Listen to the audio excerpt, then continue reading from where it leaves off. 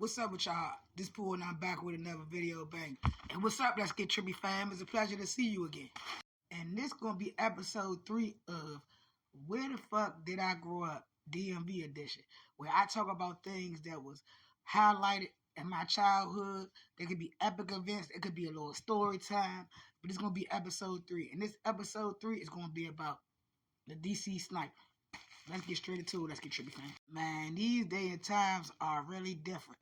We had to go to school when this type of stuff was going on. Now these days, when the wind blows too hard, these kids out of school. These kids don't want to even log in on the computer. I would have loved to log in on the computer when I was coming up. But we had stuff like this happen in 2002. What a time to be alive when the DC sniper was alive. Now let's get straight into it. Now, this happened in the span of 2 weeks in the DMV area in 2002. I happened to be a fourth or fifth grade. I will never forget this. I'm 12 years old at the time or whatever. I had to be like in the 5th grade. So we still had to go to school or whatever. People was getting pew left and right, unalive left and right by these people. So basically, it was this grown man and this little boy who was just going around the city pew-pewing people for no other reason, just to pew-pew them. You know what I'm saying? 20 years ago, in October of 2002, you certainly remember the fear that you dealt with every day, knowing that somebody was out there killing people day after day. The DC sniper's killing spree first came to light on this day 20 years ago. Bob Barnett is back at one of those crime scenes this morning with a look back at that terrifying time. And Bob, you reported on these shootings.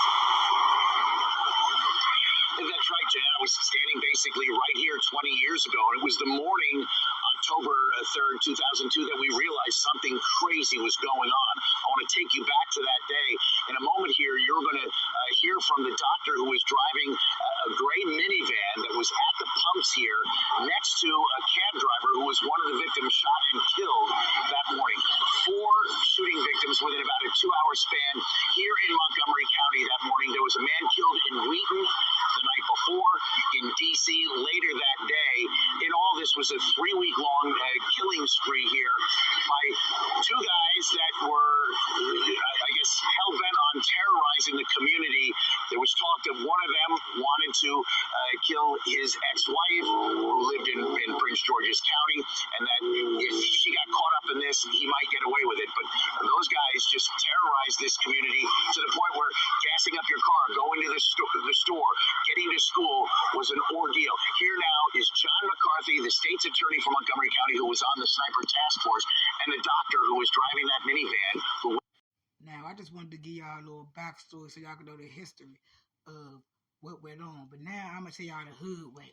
They had us thinking that these 2 people, now y'all, I told y'all it was a grown man and a little boy was in the white van, right?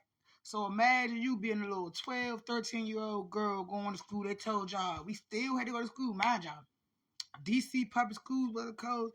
Maryland schools wasn't closed. Virginia schools was not closed. We still had to go to school. Imagine they talk about some walk and zigzag so you will not get shot. Y'all, comment below if y'all from the DMV area. Y'all remember when we had to go to school around this time. And they was telling us if we see a white van to walk and zigzags.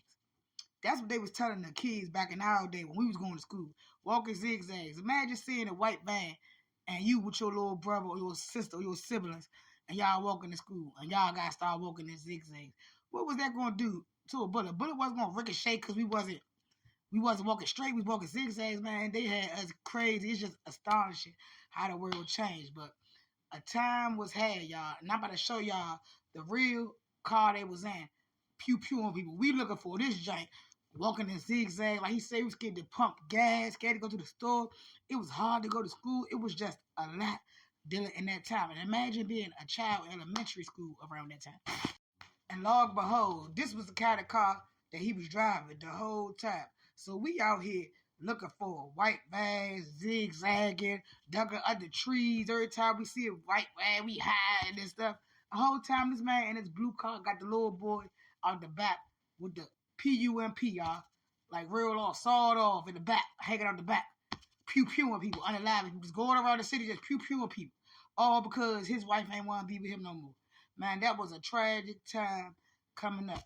And if anybody remembers what I'm talking about, please comment below in the comments and let me know if you remember coming up in the DMV area in 2002 around them 2 weeks when them 22 people got unalive. I'm going to show y'all them. I'm going to show y'all the people that did it, bid on them a little bit, show y'all that we're going to pay our respects to the 22 people that lost their lives, and then we're going to end the show, y'all. Y'all, this was the DC sniper. This crocodile face, little bush, not connecting, beard, little neck, fat collar, bony elbow.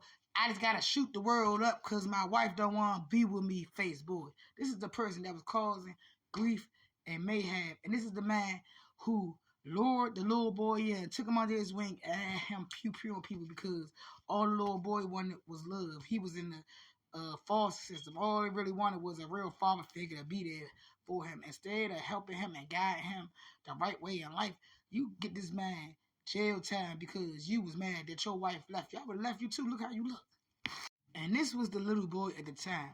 Now he a man. But you could tell it was something not right up there in this man's mind. It was easy for you to manipulate him and have him pew in the city up with you because you knew that you couldn't get no person like me to come help you do no stuff like that, man. People with the right mind would have probably pewed you. So you try to get this little man who is obviously mentally ill. You could look at him and tell he ain't got it all up there to help you in the city. Man, I'm still gonna give you some go to, little boy, because you, even though you mentally off, you should have knew better. You should have knew better. Whether you had a mother, whether you had a father or not, you old enough to know that was wrong. You pewed them people just because this man told you to, because you wanted to be loved. And I'm gonna give you that. But now you're gonna be in jail for the rest of your life because you wanted to help somebody that wasn't your biological father. Please, kids, learn from this and don't do this like this man. Now we're gonna have a moment of silence. These are all the victims that lost their life. And the DC statement, 22 some years later, we still remember you. So let's have a moment of silence, y'all. That's going to be the end of episode 3 with the After I Grow Up. Watch the DC DMV edition. Until next time, be easy, stay out the way, and keep it on you. Go ahead and make sure y'all click that link in the bio to follow us so y'all won't miss anything from the Let's Get Trippy fam. Until next time, y'all. Deuces.